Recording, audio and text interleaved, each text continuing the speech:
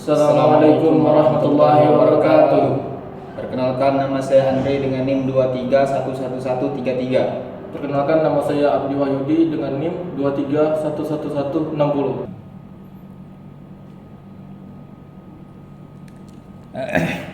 Nah, kemudian kita beralih ke contoh kasus. Jadi Pak Ahmad memanen padi sebanyak misalnya 1000 kg. Hasil panen Pak Ahmad 1000 kg misalnya.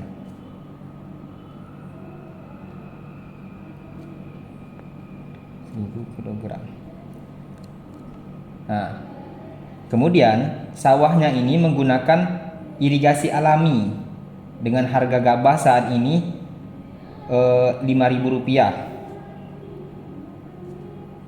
Harga gabah 5.000 per kilo. Nah, kemudian ini menggunakan irigasi alami.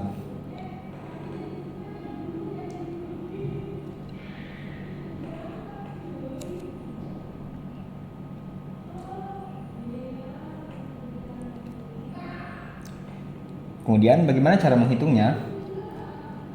Jadi nisabnya tadi 653 kg, sedangkan hasil panen Pak Ahmad tadi itu sudah mencapai 1000 kg. Nah, jadi Pak Ahmad ini setelah mencapai nisab, yaitu sebesar 653 kg tadi tentang nisabnya. Kemudian untuk kadar zakatnya itu sebesar 10%. Kadar zakatnya tadi kan sebesar 10%. Kadar zakat 10%. Nah, kemudian untuk perhitungan zakatnya yang harus dibayarkan ialah jadi kita kalikan dulu ya, 100 kg dikali 5.000 rupiah itu sama dengan 500.000. Nah, jadi zakat yang harus dikeluarkan dari hasil pertanian Pak Ahmad itu sebesar 500.000. Sekian. Nah, seperti kita kasih contoh kasus yang mana Bu Siti memiliki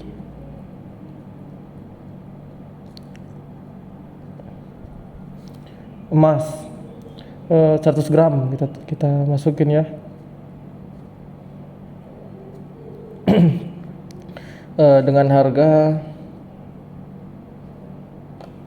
emas sekarang nih per gram 1 juta kita taruhin.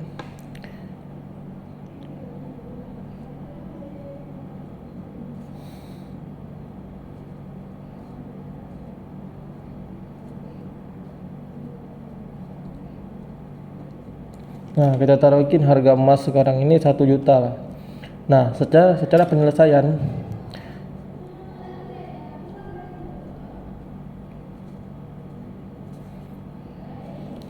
yang mana kita ambil tadi nisabnya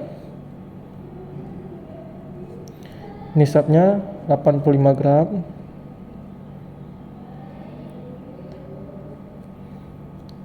Nah, sedangkan nisabnya 85 gram, hasil dari Bu Siti ini 100 gram. Nah, emas per gramnya 1 juta. Jadi secara dihitung secara nisab bahwa 100 gram ini sudah melebihi kapasitas dari 85 gram.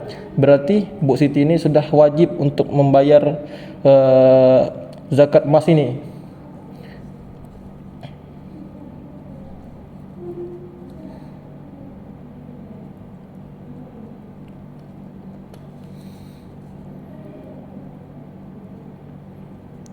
Baik.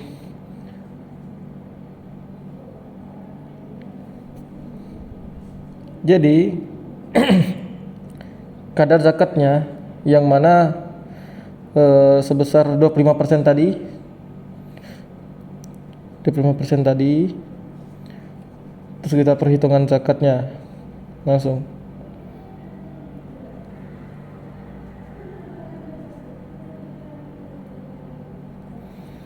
yang mana zakat yang harus dibayarkan yaitu sebesar 2,5 gram.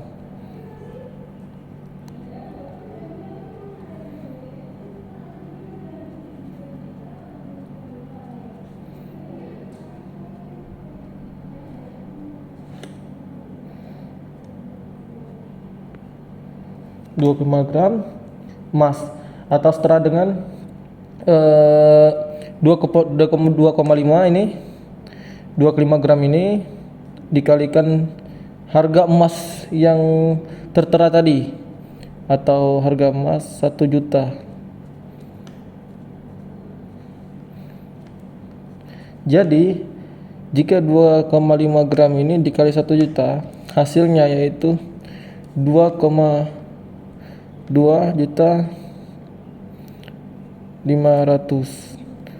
Nah, jadi di sini Bu Siti ini wajib membayar zakat emas itu sebesar 2.500.000 rupiah. Nah, jadi ini hasilnya. Dan kadar zakatnya yaitu 22,5%. Nah, langsung aja kita beralih ke kasus. Contohnya,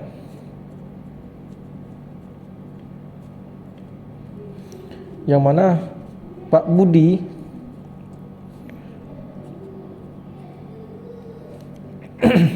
memiliki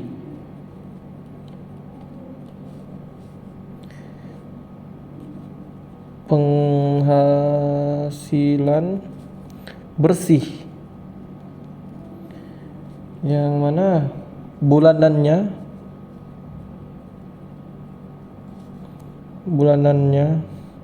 yaitu atau penghasilan Pak Budi ini mencapai 10 juta per bulan.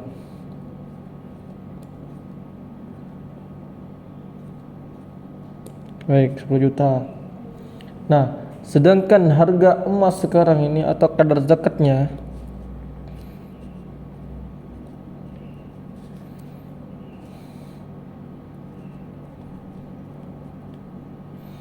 yaitu atau harga emas yang sekarang ini 1 juta.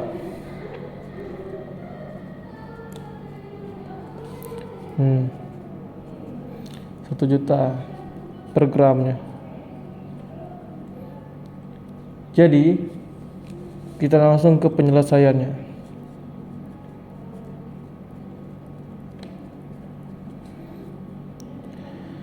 Yang mana nisab ini, nisab yang tadi, yang mana sebesar nisab bersihnya 85 gram ini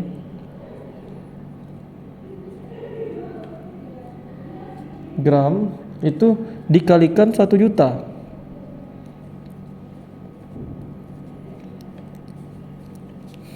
Dari mana dapat hasil 1 juta ini? Dikalikan 1 juta ini, yaitu hasil 1 juta ini yaitu harga dari kadar zakat ini. Nah, jadi 85 gram dikalikan 1 juta yaitu mendapatkan hasil sebesar 85 juta.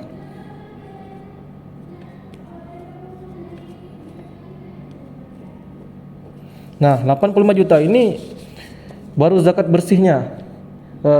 Contoh untuk memenuhi nisabnya.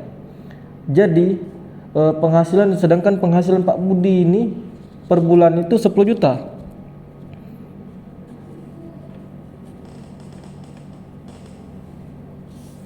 Pak Budi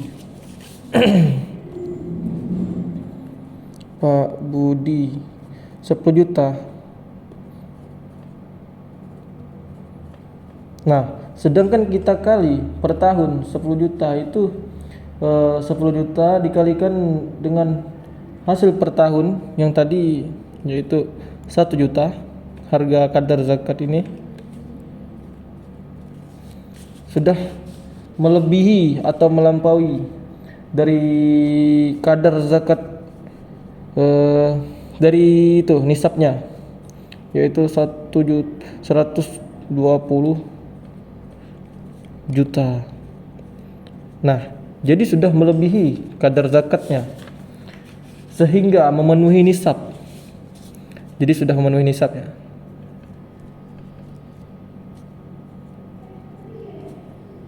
Nisab. Nah, perhitungannya yaitu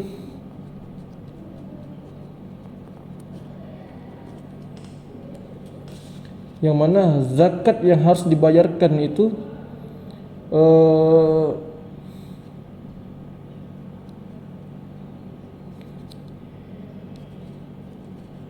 zakat yang harus dibayarkan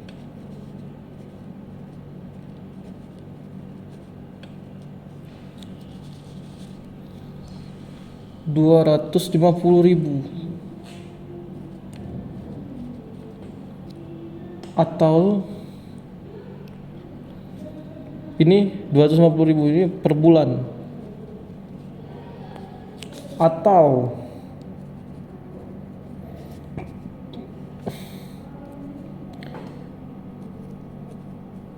3 juta per tahun. Jadi Pak Budi ini membayar nisab itu zakatnya, zakat profesi ini sebesar 3 juta per tahun ketika beliau ingin membayarkan per tahun ataupun bisa per bulan, yaitu 250.000, kurang lebih seperti itu. Terima kasih. Pewarisnya yaitu ayahnya yang meninggal dunia di sini.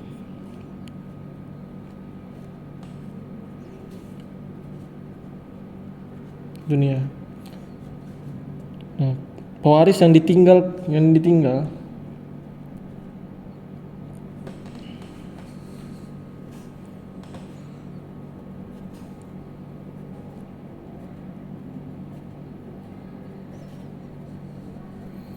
yaitu satu orang ibu,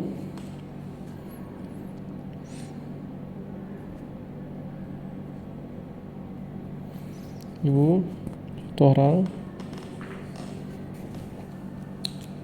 anak perempuan,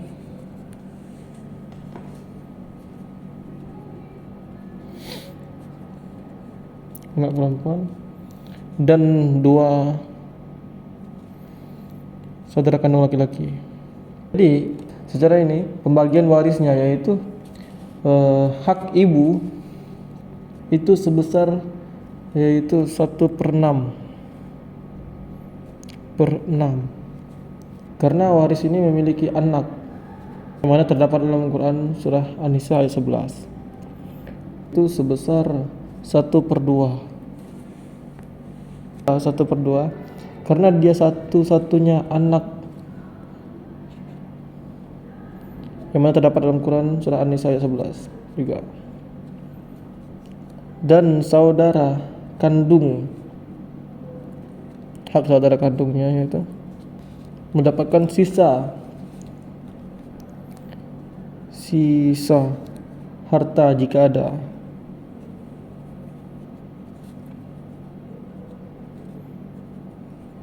Baik, di sini misalkan harta pewaris itu 600 juta atau sebesar 600 juta.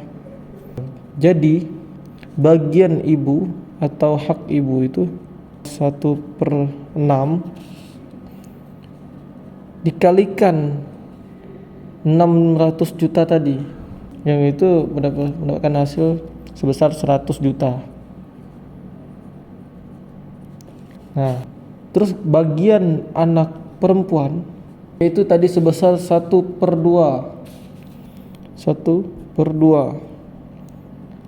dikalikan 100 juga, dikalikan 1/2 ini dikalikan dengan hasil tadi 600 juta, yang mana hasilnya 300 juta.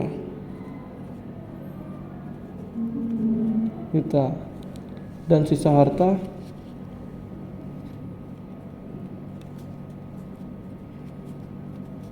yaitu masih sebesar 200 juta.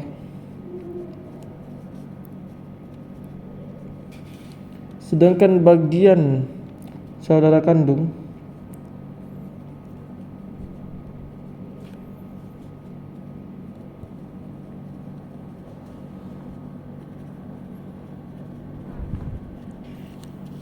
yaitu dibagi rata-rata di antara mereka. Nah, masing-masing mendapatkan bagian saudara anak kandung ini yaitu 200 juta. Nah, 200 juta ini karena mereka ada berdua, sisanya yaitu 200 juta ini dibagikan dua, yaitu hasilnya 100 juta. Nah, jadi pembagian dari anak-anak ini yaitu untuk bagian saudara kandung, dua saudara kandung ini yaitu 200 juta yang mana masing-masing 100 juta 100 juta. Terus bagian anak perempuannya itu 300 juta, sedangkan bagian ibu ini 100 juta. Baik, di sini kita ilustrasikan dengan pewaris. Jadi situasinya yang meninggal itu adalah pewaris atau ayah yang meninggal.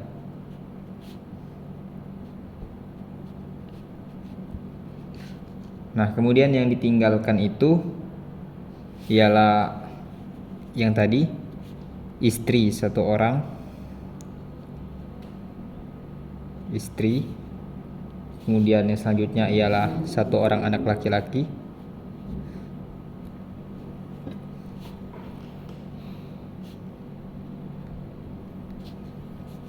Kemudian lagi satu anak perempuan.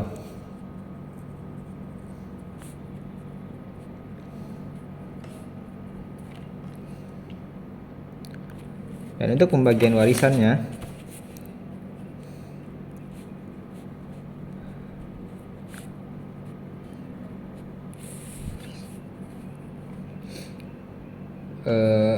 untuk hak istri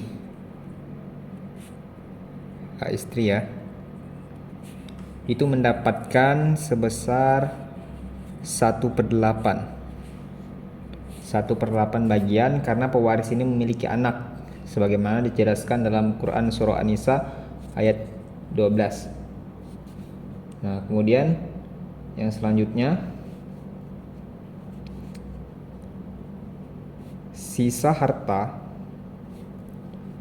setelah hak istri itu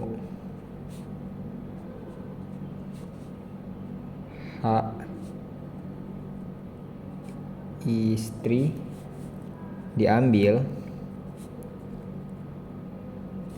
Nah, setelah hak istri itu diambil, sisa hartanya ini diberikan kepada anak-anaknya tadi.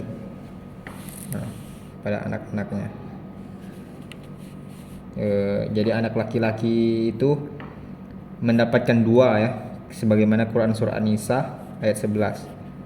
Jadi anak laki-laki itu mendapatkan 2 bagian, sedangkan anak perempuan itu cuma mendapatkan 1.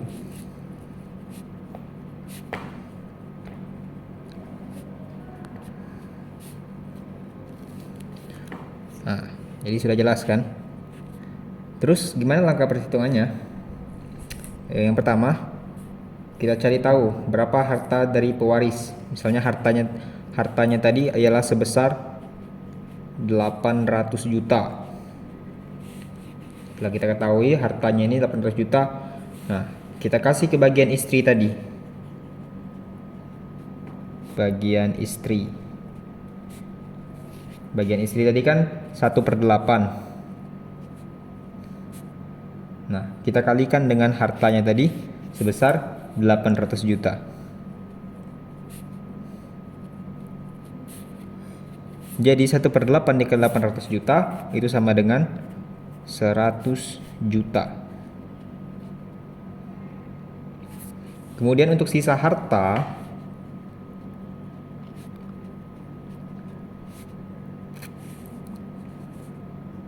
$800 juta dikurang dengan bagian istri tadi 100 juta.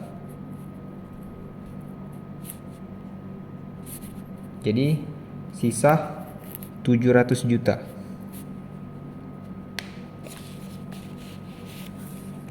Kemudian untuk pembagian anak laki-laki dan anak perempuan. Total bagian anak laki-laki dan perempuan jadi mempunyai 3 bagian ya. 2 bagian anak laki-laki, kemudian yang tadi 1 bagian anak perempuan. Jadi anak laki-laki mendapatkan 2 dan anak perempuan mendapatkan 1. Jadi kita kalikan seperti ini. Untuk anak laki-laki,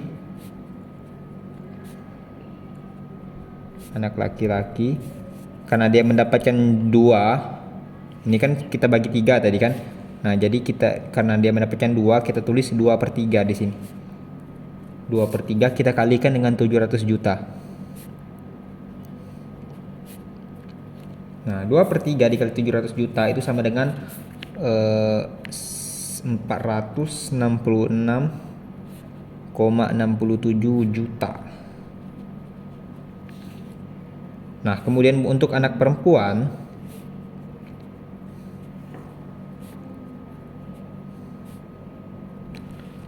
karena dia cuma mendapatkan 1, ini kan udah 2/3, berarti dia mendapatkan 1/3. Jadi kita kalikan 1/3 ini tadi dikali 1/3 ini kita kalikan dengan 700 juta tadi. 1/3 dikali 700 juta sama dengan 233,33 juta. Oke, sekian.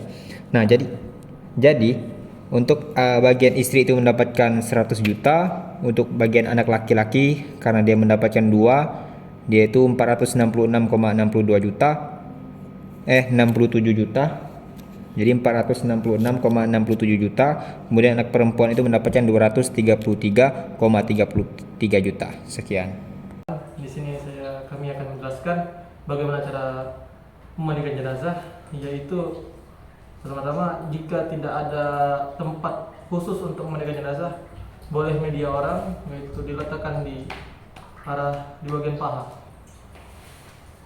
Jadi nanti kita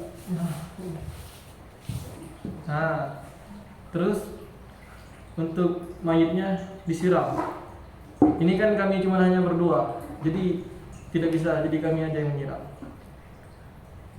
Dari kepala sampai ujung kaki, diratakan ke seluruh tubuh. Nah, usahakan wajib itu ditutup mayitnya. Supaya apa? Supaya tidak terlihat aurat. Dan untuk yang memandikan itu tidak boleh melihat aurat jenazah. Walaupun dia sudah meninggal, orang memandikan itu tidak boleh melihatin jenazah.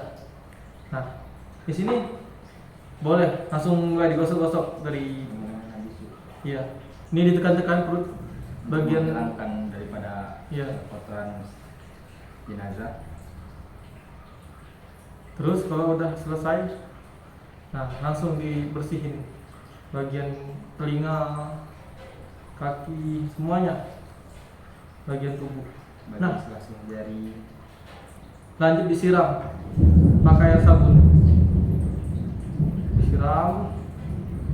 Nah, ketika pun sudah bersih, lanjut pakai air ketapang. Nah, setelah pakai air ketapang, ada lagi, yaitu air jeruk nipis.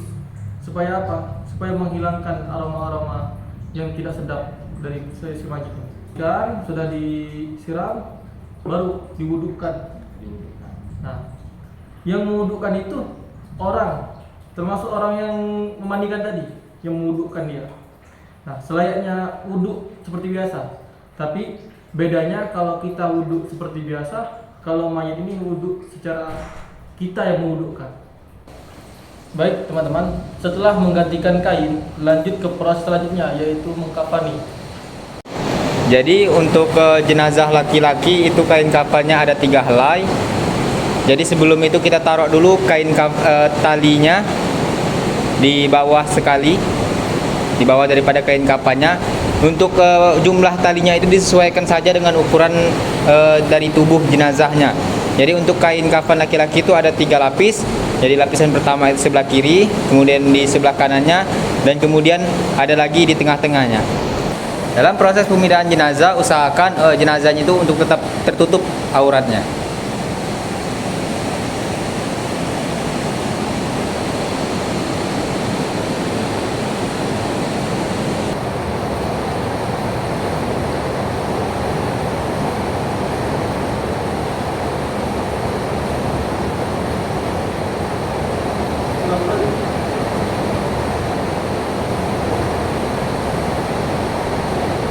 kain pelapis dalamnya itu lepas dulu.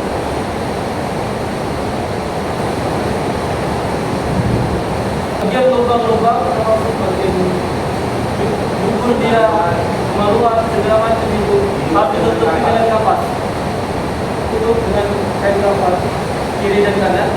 Ini wajah dari mayit ini ditutupin dengan pakai kertas ataupun kapas. Supaya apa? Supaya itu bagian hidung ini supaya tertutup rapat. Jadi terlihat hidungnya saja.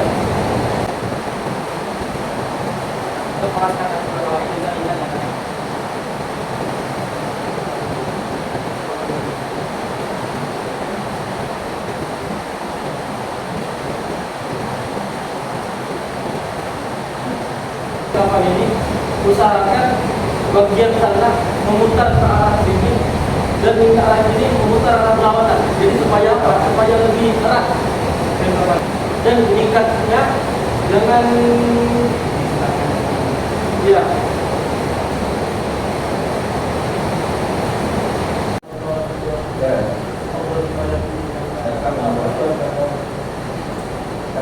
Untuk posisi imam ketika dia melakukan sholat untuk jenazah, posisi imam itu di bagian kepala si mayit.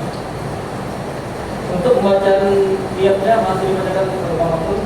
Baik, untuk niat sholat jenazah laki-laki yaitu usolli ala hadal mayyiti arba'a takbiratin fardhu kifayah imaman lillahi ta'ala. Dan kalau makmum itu makmuman. Kemudian kita langsung ke takbir pertama. Allahu Akbar. Nah, ketika pada takbir pertama itu membaca surah Al-Fatihah. Bismillahirrahmanirrahim. Alhamdulillahi rabbil alamin. Ar-Rahmanir-Rahim. Maliki yaumiddin. Iyyaka na'budu wa iyyaka nasta'in. Ihdinas siratal mustaqim. Siratal ladzina an'amta 'alaihim ghairil maghdubi 'alaihim waladdallin. Amin. Setelah selesai membaca surah Al-Fatihah, dilanjutkan dengan takbir kedua. Allahu Akbar.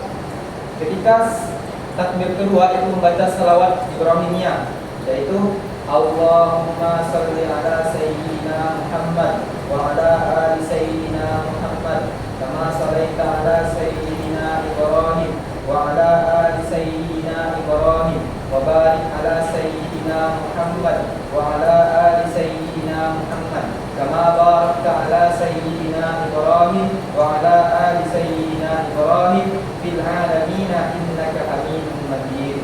Kemudian kita lanjut ke takbir ketiga. Allahu Akbar. Nah, pada takbir ketiga yaitu membaca doa untuk jenazah. Allahumma ighfir lahu warhamhu wa'afihi wa'fu anhu. Kemudian lanjut ke takbir keempat. Allahu Akbar. Kita baca doa selanjutnya. Allahumma la tahrimna ajrahu wa la taftina ba'dahu waghfir lana wa lahu. Kemudian salam. Assalamualaikum warahmatullahi. Assalamualaikum warahmatullahi. Nah, untuk tangan itu bisa dibuka dan bisa juga tetap berada di posisi seperti ini. Semuanya boleh. Jadi ada yang menyambut dari dalam diam.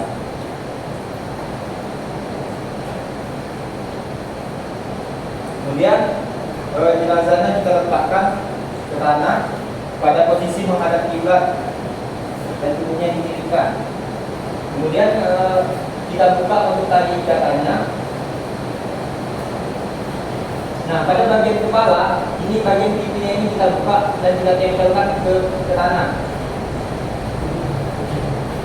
Untuk di belakangnya itu biasanya dikasih kayak bola-bola tanah itu supaya dia tidak berguling. Kemudian ditaruh papan sebagai penutup.